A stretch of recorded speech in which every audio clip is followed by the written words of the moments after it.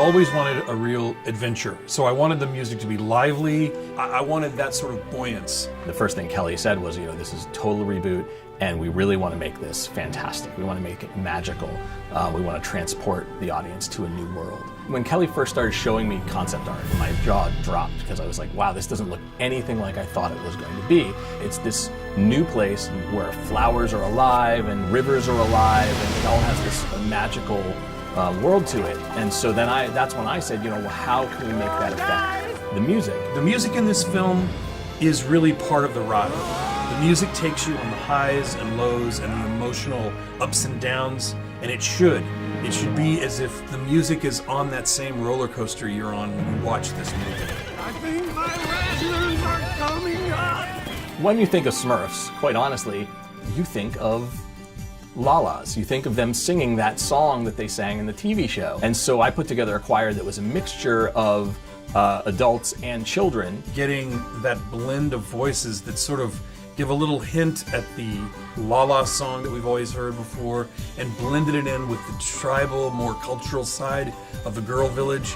It all came together in kind of this symphony. The first thing that I noticed when Kelly showed me the movie was there's a section where one of the girl Smurfs jumps down out of the tree and lands on a mushroom drum and actually bounces on it like a timpani head. That could be a great sound. What if we had something that went boom like that, and then right next to that was a scene where one of the Smurfs actually takes this flower and blows through it, and at the time there was just a regular horn there, but I said, well, what if that was an interesting, unique instrument as well? So I started getting this concept about the kinds of things that could be made into instruments. These are girls that live off the land, and there's a sort of, they have a completely different culture than our boy Smurf's village. Smurfy Grove is a place where it's a little more primitive. They make their instruments, and their all sorts of implements they use are found objects that they put together. Right away I started thinking about unique instruments that come from that world, and I started also saying, well, I want it to be otherworldly, but I don't want it to feel like anywhere in general. We decided to sort of make our own Smurfstruments, or instruments that feel like, they belong in this world, like they came from this world. You've got all kinds of ethnic instruments. I think we used Chinese membrane flutes, a little bit of duduk from the Middle East, and I used quite a bit of penny whistle, which is very Celtic. There's also a charango, which is Argentinian.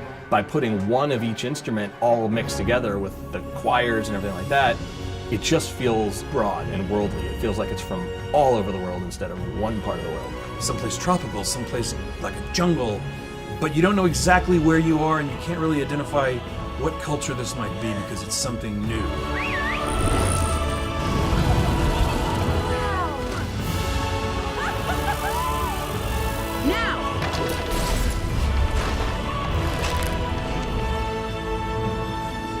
Because the movie was so legitimately magical and emotional, then the music could be as well.